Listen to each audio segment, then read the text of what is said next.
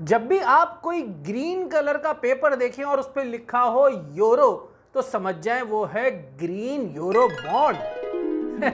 नहीं दोस्तों, ऐसा बिल्कुल नहीं है। तो चले आए, आज का टॉपिक शुरू करते हैं। ग्रीन यूरो बॉन्ड जो कि वापडा ने पहली दफा इशू किया है। Let's begin.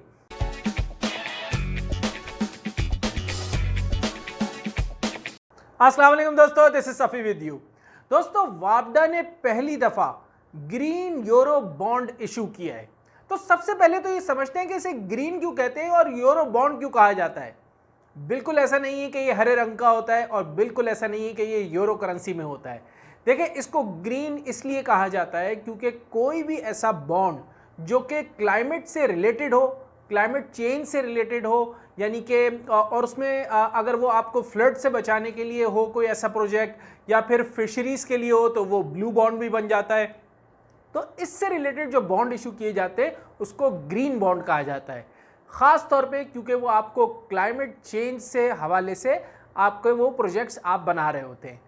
अच्छा, अब इसको यूरो बॉन्ड क्यों कहा जाता है? देखें, कतन ऐसा नहीं है कि ये यूरो करेंसी में होता है। होता क्या है कि जो कंट्रीज बॉन्ड को इशू करती है उसकी करेंसी, और जिस कंट्री में लॉन्च करती है उस कंट्री की करेंसी, इन दोनों करेंसीज में वो बॉन्ड नहीं होता, बल्कि वो बॉन्ड उस करेंसी में होता है जिसमें उसको डिनोमिनेट किया जाता है।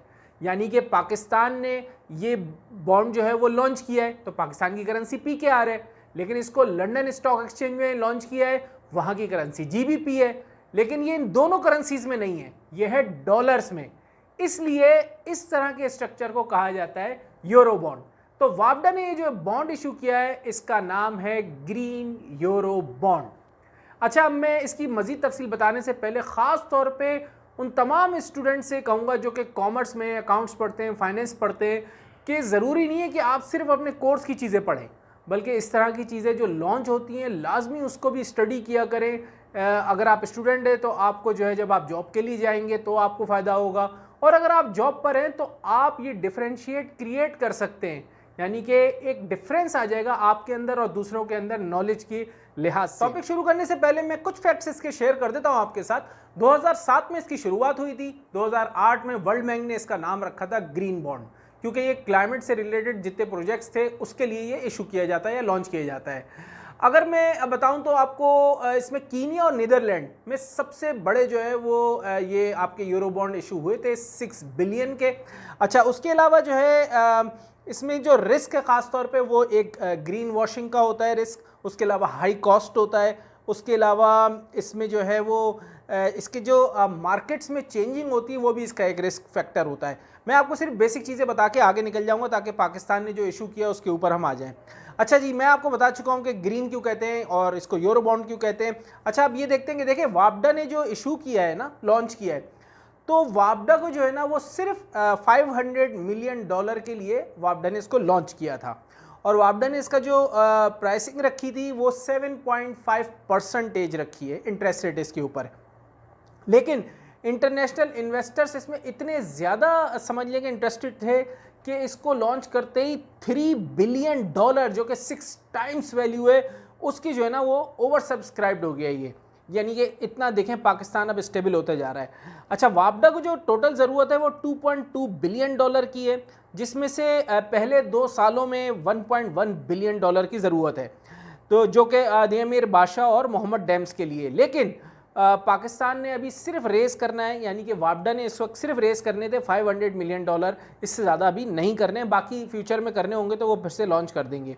अच्छा, लंदन स्टॉक एक्सचेंज में इसको जो है वो लॉन्च किया गया है, मैंने आपको बता दिया था।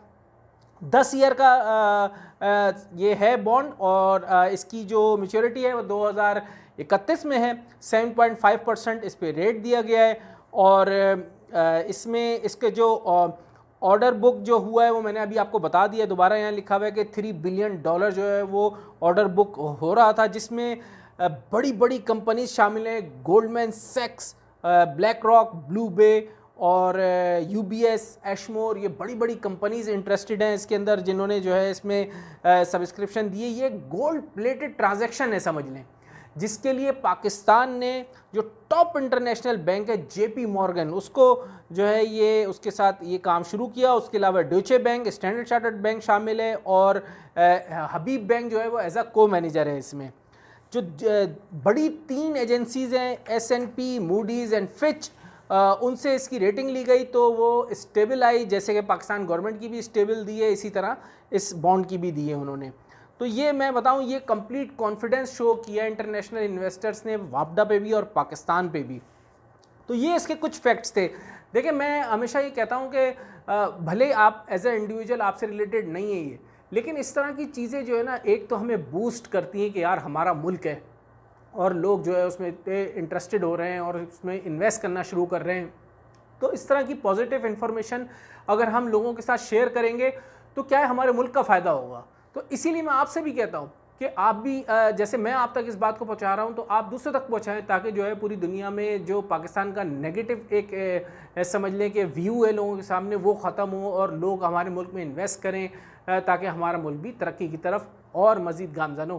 तो दोस्तों, इस चैनल को ज़रूर सब्सक्राइब कीजिएगा और दूसरे के साथ शेयर कीजिएगा। आपका दोस्त सफ़ीउल्लाह वसीउल्लाह। अस्सलाम वालेकुम।